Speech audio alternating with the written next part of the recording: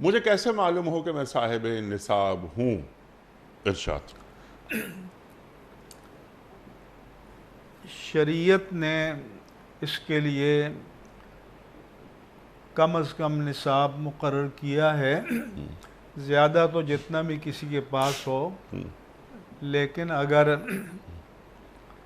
उसके पास 7.5 तोला सोना, जो तकरीबन 87.48 ग्राम बनता है आजकल, ठीक।